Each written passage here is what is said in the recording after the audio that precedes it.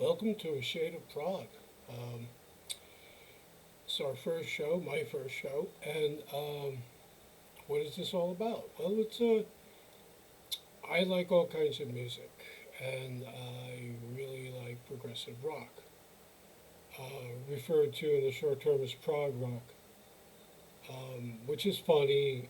I've been seeing some discussions among friends on Facebook, and people who are not friends, and people were saying, oh, I tell them my favorite thing is prog rock, and someone would say, I didn't know Czechoslovakia had its own rock. Well, they do, in fact, many forms, including art rock. Um, so, what is progressive rock? It's You could look on Wikipedia.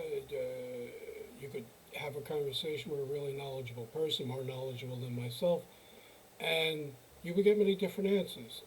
It's rock and roll that pulls from classical music, folk, art rock, jazz. Quite often you could hear the jazz, and sometimes it's even indescribable. Um, and it's not an American thing, it's international. There are many bands from all over the world who are prog rock bands. This show, though, this is the first episode again, won't only just cover prog rock, because I do like lots of different music. And to sweeten the pot a little bit, I'll have different music I'll talk about. I'm not an expert. I do have a degree in musicology and music theory, for what it's worth. Never got a job in those fields, musical theater, anyone. That wasn't one of mine, but I know a lot of people who did. So anyway, let's get started. So our first one is, I'll be discussing Oops, is Cherry 5. Now Cherry 5 is an Italian band. Who the hell is Cherry 5? Goblin. Think Goblin. So Claudio Simonetti, Massimo Moranti on the guitar, Fabio Pignatelli, an incredible bass player. Tony Tartarini was the singer. Yes, they had a singer, and a gentleman named Carlo Bondini was the drummer. So pre-Goblin, there was this band called, not Cherry 5, Oliver. And Oliver tried to get a deal. They recorded some demos, which I think eventually came out. But then Oliver got a deal, and they were named Cherry 5. Is it Goblin? Not quite. There is a vocalist, and it's sung primarily in English, and I quite like it. It's what if, as if Goblin didn't become an all-instrumental group. The thing was, they only lasted for this long, for this one release. Then the singer left, the drummer left with him to move on to other things over the years and decades. Simonetti, Moranti, and Pignatelli, they picked up some other people and they became Goblin. The rest is history. We'll get into that a little later, actually. So, very good. I like this. Some of the tracks are, believe it or not, I'm not making this up, Country Graveyard, The Picture of Dorian Gray, Swan is a Murderer, parts 1 and 2 is a bit of a suite. Oliver, a tune named after the band's original name, and My Little Cloudland. Really cool prog. I had to get this from Italy, and there are some outlets you can find this. I will probably post in the comments section where you could order or try to find these, to the best of my knowledge. But anyway, Cherry 5, I really enjoyed this. Rock, prog rock, but it's really good. Just to stay on the Cherry 5 wagon here. So, everyone knows the long, sometimes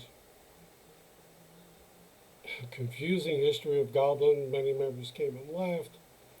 Simonetti broke away, he came back, he would leave, he came back. So Cherry 5 reunited not too long ago, actually, in, let's say within the past 4 years. So Tony Tartarini, back as a singer, Carlo Bordini, the original drummer's back, and including other new musicians. They did not create the Cherry 5 sound. Instead, they sound even more progressive, and it would have been, actually it's quite good. One and only release to my knowledge so far of the revitalized, reunited Cherry 5. And it's like what as if Goblin had stayed together as the original Cherry 5 and kept making music. So Il Pozo di Giganti is the reunited Cherry 5 with the original singer and drummer. Quite good. I really like this release. Again, not that easy to find, but hey, you know, talking about Italian progressive rock. So, 2015, by the way, it was recorded in 2015, so I have to presume it was released in 2016, 2017. A really good release. This is a 2 Cherry 5, so we're actually starting to show off with Goblin type stuff. Next, we're going to jump into Yes territory with the latest Steve Howe release, Love Is. You know Steve Howe, that folky. This is Steve Howe, the guitar player for Yes. He wasn't the original guitar player, that was Tony Banks, and so on, so forth. Most of you know the story of Yes, which I have some lined up for other shows coming up. Some Yes heavy shows and other things, some Yes personnel type shows. Anyway, this is Steve Howe's latest solo release. Love Is. He actually sings on this. And you know, Steve Howe does sing in the Yes live shows, and he sings occasionally on record background, or some very small bits of patter in between songs on the live recorded material. I wasn't too thrilled with this because Steve did a album the previous year or two with his son Virgil, which is quite good. I'm going to drag that out next time. I really like that one. This is a very personable work for him. I guess it was where he was at. It's very non-Yes like. It's folk, it's rock, it's melodic, there are some instrumental passages. It's just, Yes fans will love it because a lot of hardcore Yes fans will love anything Yes related. Hey, you know, whatever. But I did enjoy it. I didn't think it was terrific. But I did really like the previous Steve Howe release with his son Virgil, which again I will be discussing later on. Now, Fish. All you people who know Marillion know that Fish was the original lead singer. There are factions out there pre Steve Hogarth. They don't want anything to do with Steve, and there are those who just like the band, so they like anything that's Marillion oriented. This is Fish's latest release. Welsh Schmerz. Yes, a Scottish man using a German sounding, it's probably German thing. It's a 2-disc release. Actually, I got this from Fish, his company. Pardon me. And the funny thing is, excuse me, during the pandemic, ordering anything from overseas takes a long time. Sometimes ordering anything local takes a long time. I received this upon ordering within 2 days from Scotland, so that's amazing.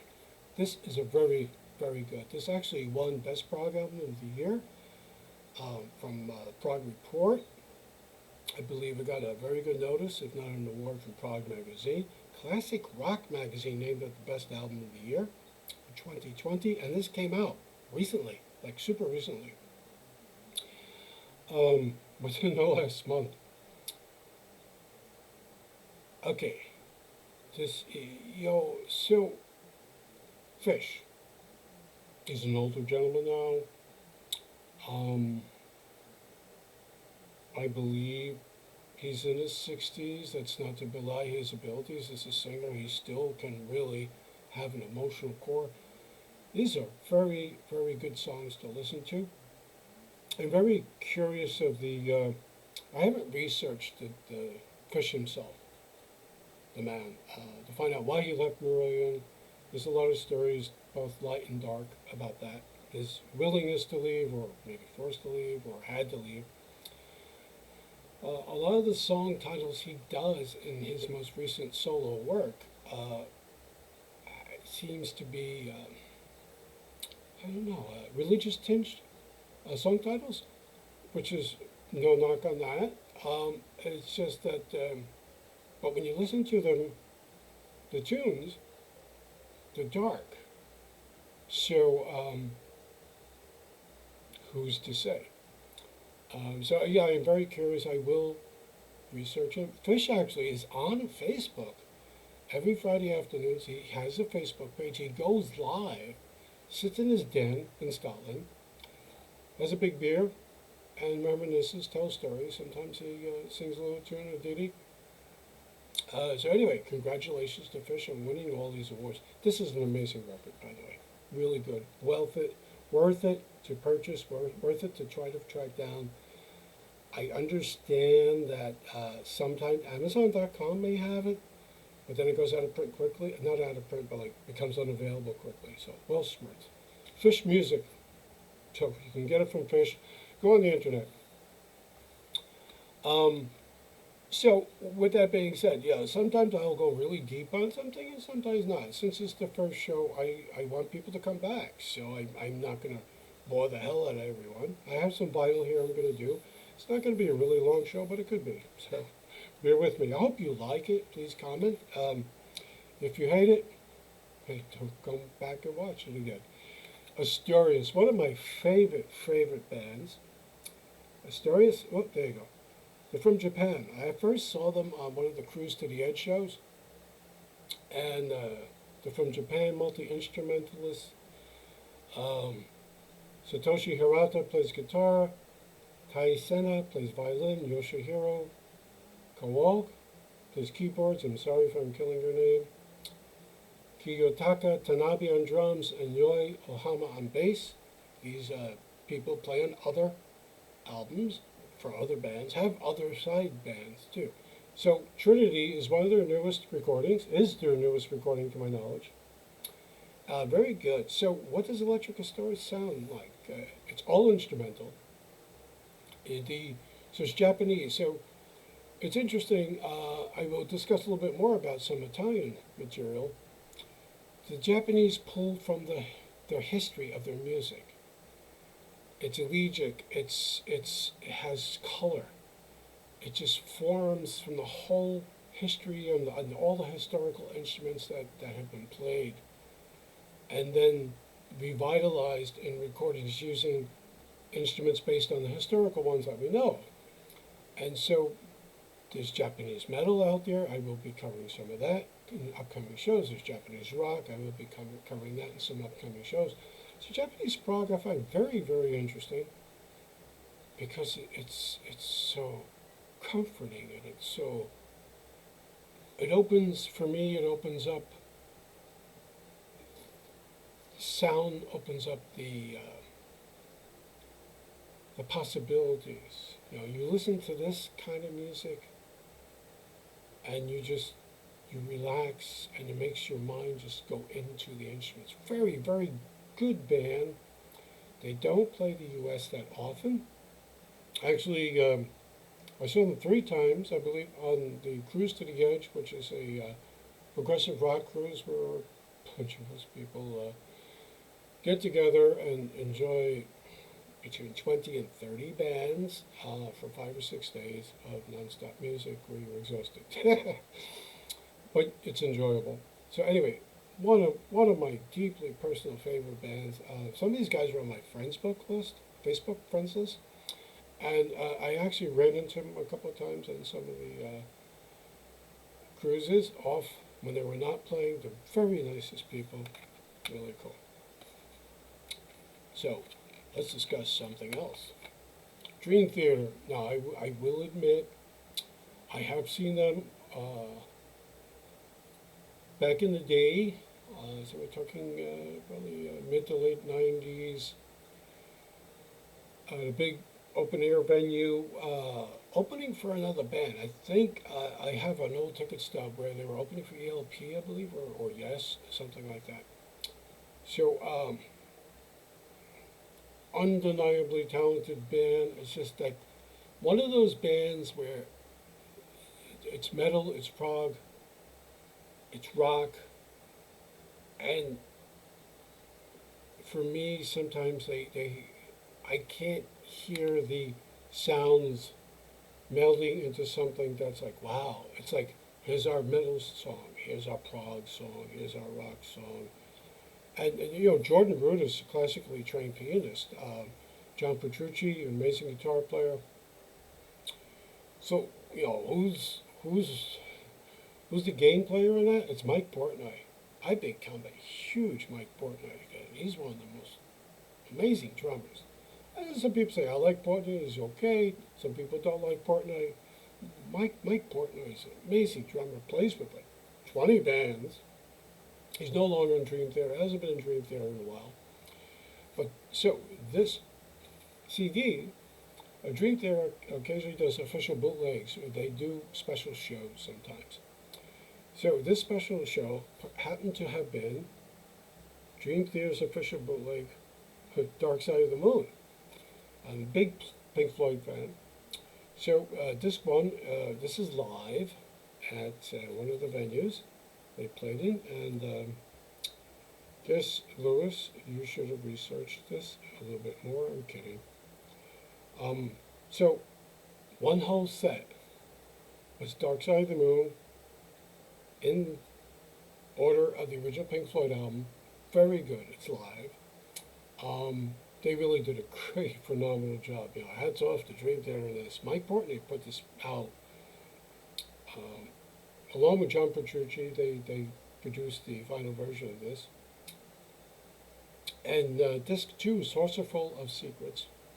So it's a hodgepodge of Floyd material. Echoes, One of These Days, Sheep in the Flesh, Run Like Hell, Hey You, and Comfortably Numb, which nobody can find fault with. Neither do I, except that Comfortably Numb seems to cut off right before the very end. I guess they didn't want to make it a 3-disc set, and shame. So for those who like Dream Theater, not crazy about it, but love Pink Floyd, and want to dive back into like a little Dream Theater, try to track this down. It's really good. It did to me, made me want to go back to some Dream Theater stuff. I sort of wanted to change a little bit of my thought patterns on Dream Theater, so we'll see. Very good release. Dream Theater related, so Amazing Journey, a very hard to find release. I've seen it on places like eBay for large sums, and I've seen it disappear off the face of the earth. It used to be on Neil Morris's website, and then it wasn't, because I believe it was sold out. And then it appeared on Mike Portnoy's website, and then it disappeared. Then it appeared back on Neil Morris's website. So what is this? This is a band featuring Mike Portnoy, who I just discussed from Dream Theater, and the Neil Morris Band, and Flying Colors and about 30 other bands. Paul Gilbert, Mr. Big, Billy Sheehan on bass, Gary Cherone, from Extreme, and from Van Halen. they were at BB King's in New York, 2006, in the spring. So, disc one is Tommy. That's why it's called The Amazing Journey. Disc two is the end of Tommy. And in between, they do a couple of Who hits.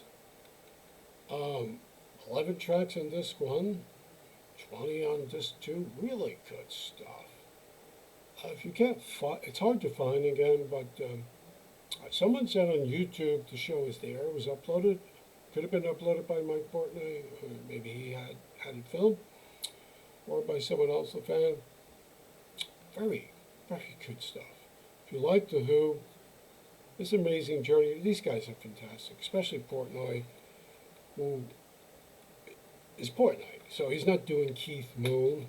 He's Mike Portnoy. And Gary Cherone really surprised me with his range.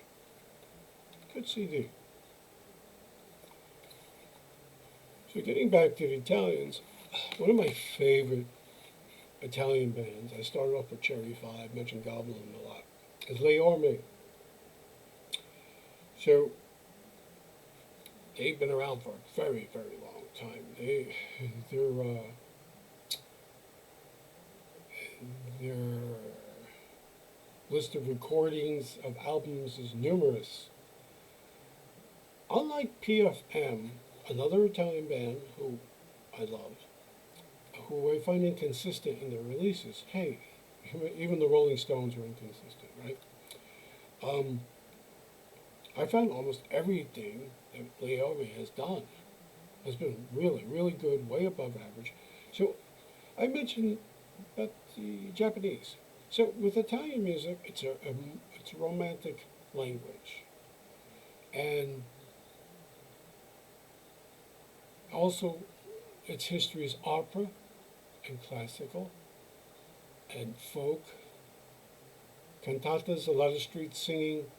So you have the Italian pop. It's very akin to our American pop. The Steve Lawrence, Eddie Gourmets, the Frank Sinatra clones. Singer-songwriter stuff, very, very popular in the 70s and 80s, and on television, Italian television in the 90s and 2000s, very popular. Some of the Italian prog artists actually, in later years, became popular on Italian TV with other careers as pop artists. And they would go back into prog. It's a very interesting thing. So anyway, I'm really fascinated by most of the Italian progressive rock bands I've heard, because they're drawing on all this history and culture. And so Le Orme is one of my favorites. And so these guys aren't afraid to play. So they went to Pennsylvania, near New Jersey, Pennsylvania, United States, not too long ago. I believe within the past 5 or 6 years, played at Near Fest.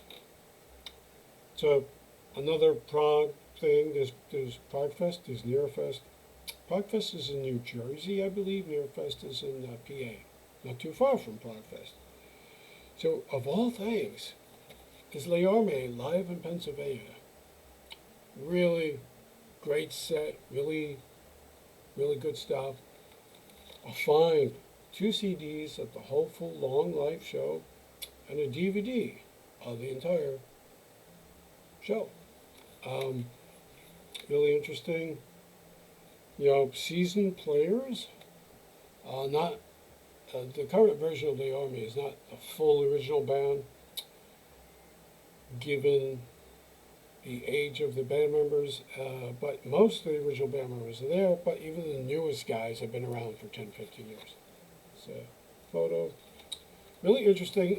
You can't get this anywhere but Italy. So yes, they played America, recorded in America, very good recording, but it's only available in Italy. I know. So it comes with a nice booklet, and the very interesting thing about Italian prog releases, I guess, for Italian releases in general, is that the cases are bizarre. So you have your DVD or Blu-ray, whichever version you get, your DVD, and then I'm trying, how the hell do I get the other one? And it folds up, releasing the second one. Lay Orme, live in Pennsylvania, really good, highly recommended release for me. So we're going to go on to some vinyl now and end with two other choices. So,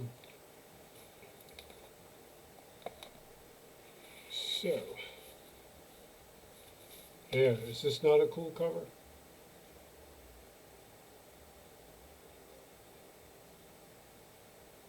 It's called Symphonic Slam.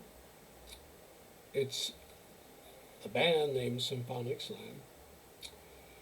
This was released in 1976, I believe. So Timo Lane was a pioneering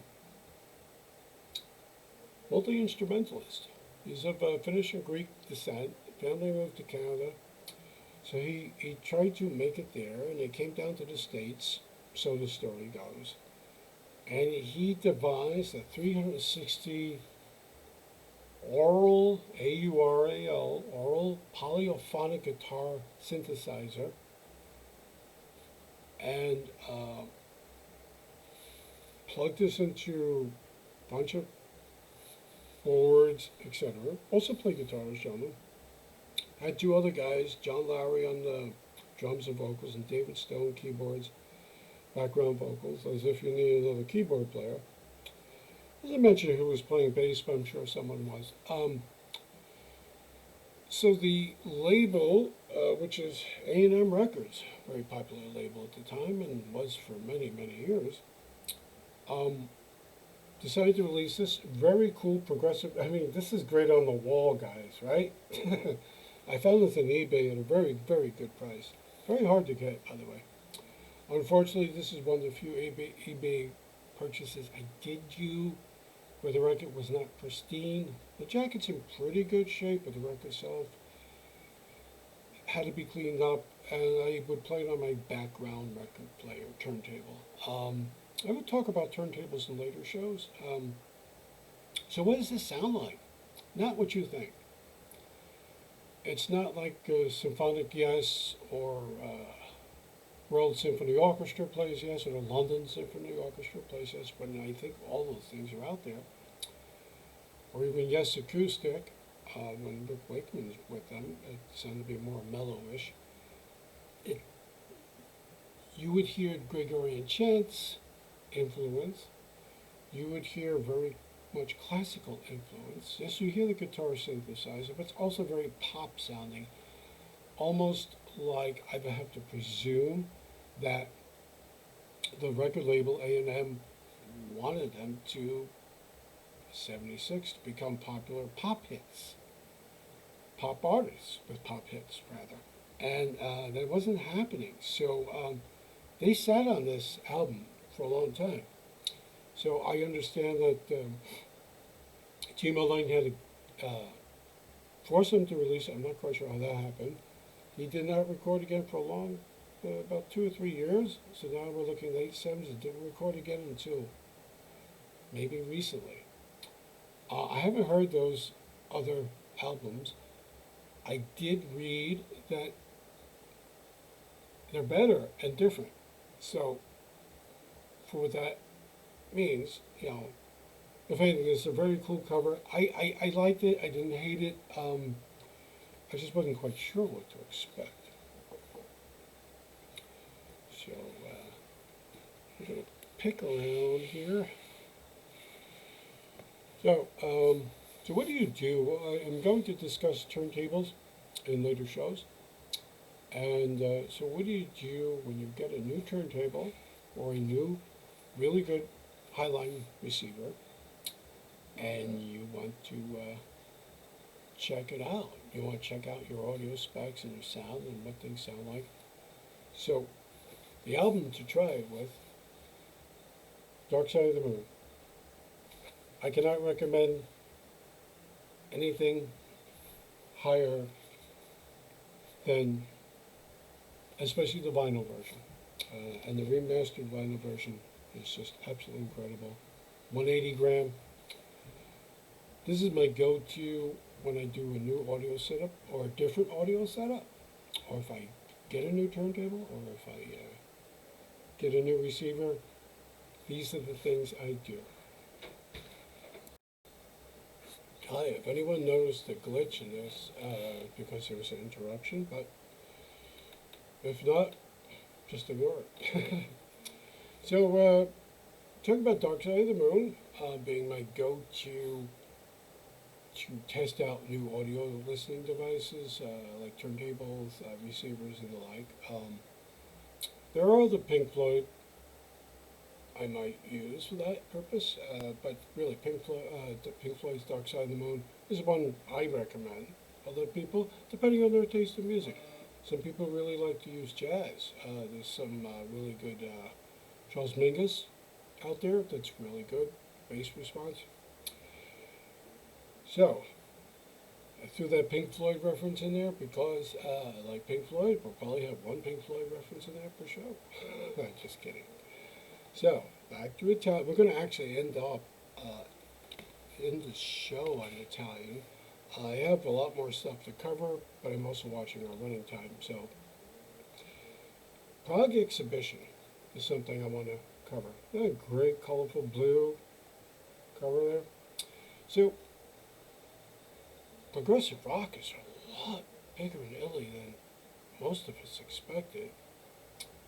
Even saying most of us into the form of music, I know it was more bigger than I expected. True, I mentioned PFM and the Orme, Banco. There's a lot more bands. There's actually, I will note in a later episode of this that someone has even put together a 600-page book on progressive rock, Italian progressive rock. So there's that. So be that as it may, so they occasionally have in Italy for decades prog rock festivals, right? Wow. And some of the biggest and some of the newest at the time progressive rock bands would perform. And what's cool about it is that a lot of the guys in the international prog rock community know how big prog rock in Italy is.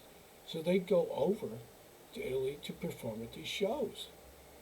So, for example, this one that I just held up, this is Prog Exhibition 2, this CD. October 21st to 22nd, was held on my birthday weekend, 2011, at the Teatro Tendas Triste Roma. So, we have quite a lineup here. Some bands I read about in this book I was just mentioning, and some bands I knew of, and some bands I had not heard of, but had also seen snippets on or heard snippets of on YouTube and other things out there. So I was just mentioning international musicians going to Italy to play at these prog festivals, this Italian prog festival. So we had Martin Alcock from Tull. We had Richard Sinclair, yes, from Caravan. We're going to discuss Caravan a whole lot during the run of this. Mel Collins from King Crimson. Martin Barr from Tull. Steve Hackett. Yes, Steve Hackett playing with Goblin. Wow. Mind blown, right? Right there.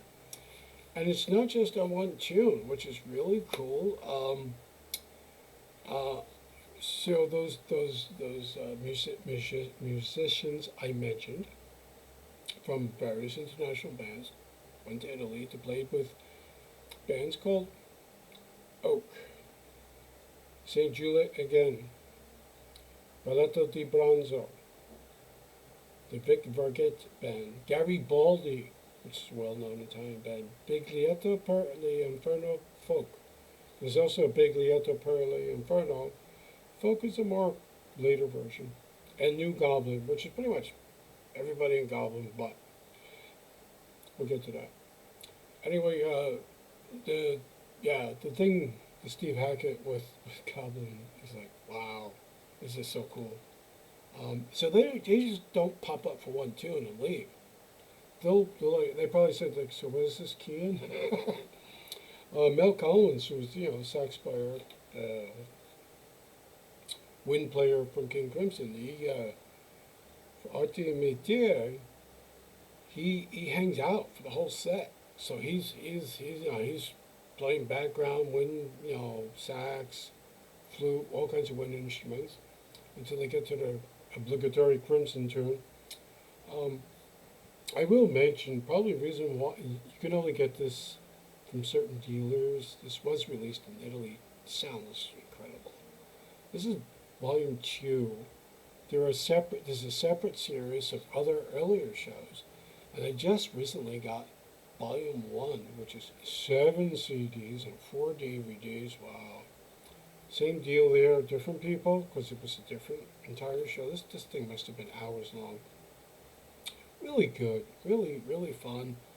It's a great introduction to Italian progressive rock, Italian rock. You got it. They also have some of their newer Italian bands here. So there's a lot of the new prog bands are into metal. Yeah, I saw that on the cruise I mentioned earlier coming out. That I've been to. The prog cruise is a lot of the newer prog bands are into metal, and they kind of color the progressive music.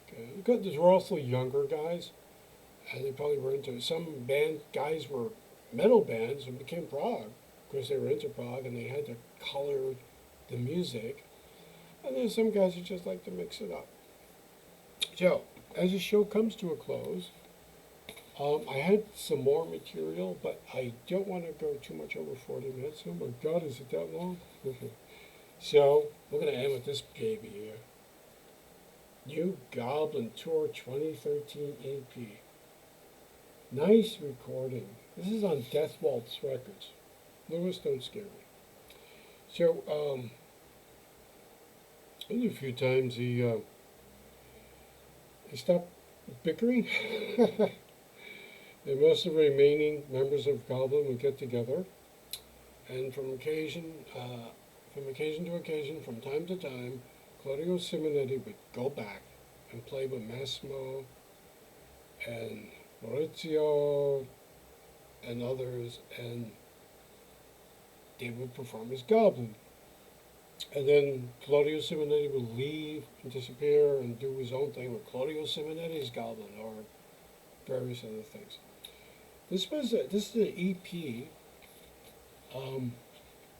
to celebrate this tour they did in 2013 on gorgeous red vinyl, bloody red vinyl. It's a 45. So they do Profondo Rosso, Roller, Suspiria, and Tenebrae, the main title theme. Really nice. I'm going to push the envelope here by doing my last mention. So that was 2013. So again, Claudio doesn't want to rejoin them. So kind of piqued by the interest of fans coming out to see the reunited Goblin. Augusto Marangello, the original drummer, Fabio Pignatello, bass player extraordinaire,